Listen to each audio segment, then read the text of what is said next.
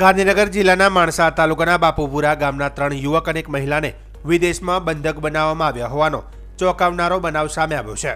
બંધક બનાવાયેલા યુવકોને મારતા video viral થતા હચ મચી ગયું હતું, પરંતુ ગુજરાત અને ભારત સરકારની તાત્કાલિક દખલ બાદ તમામ 4 લોકોને સુરક્ષિત રીતે છોડાવવામાં આવ્યા છે।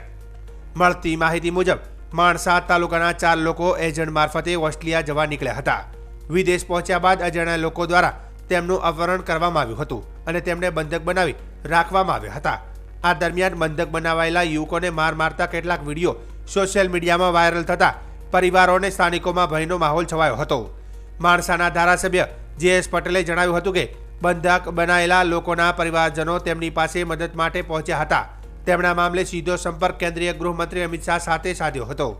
કેન્દ્ર સરકાર અને ગુજરાત સરકારના સંકલિત પ્રયાસો બાદ વિદેશ મંત્રાલય તથા ભારતીય દૂતાવાસની મદદથી આ તમામ 4 લોકોને સુરક્ષિત રીતે છોડાવીને તેઓને ગુજરાત પરત લાવવામાં આવ્યા હતા। ધારાસભ્ય પટેલે જણાવ્યું કે સરકાર દરેક ભારતીય નાગરિકની સુરક્ષા માટે પ્રતિબદ્ધ છે। સમયસર સંકલનથી બધા યુવકો અને મહિલાને સલામત રીતે પરત લાવવામાં સફળતા મળી છે। આ ઘટનાએ માણસા સહિત સમગ્ર વિસ્તારમાં ચકચાર મચાવી છે। હાલ સંબંધિત એજન્ટની સામે કાયદેસરની કાર્યવાહી શરૂ કરવાની ચર્ચા ચાલી રહી છે।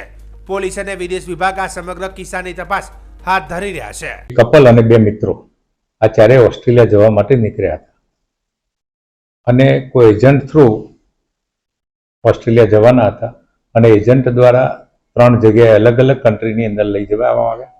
એના પછી ઈરાનની અંદર આ લોકોને લઈ જઈ અને ત્યાં એમનું અપહરણ કરવામાં આવ્યું।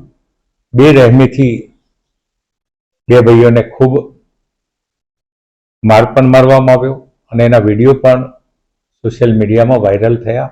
એમના પરિવાર અને એમના ગામના સરપંચ દ્વારા આ સમગ્ર ઘટનાની રજૂઆત મારી સમક્ષ કરી તાત્કાલિક મેં દેશના ગૃહ અને સહકારિતા મંત્રી અમિતભાઈ શાહ સાહેબને આ વાત તાત્કાલિક મેલથી જાણ કરી અને આ મામલાની ગંભીરતાને ધ્યાનમાં લઈ અને સરકારે પણ ખૂબ તાત્કાલિક પગલાં લેવાના શરૂ કર્યા।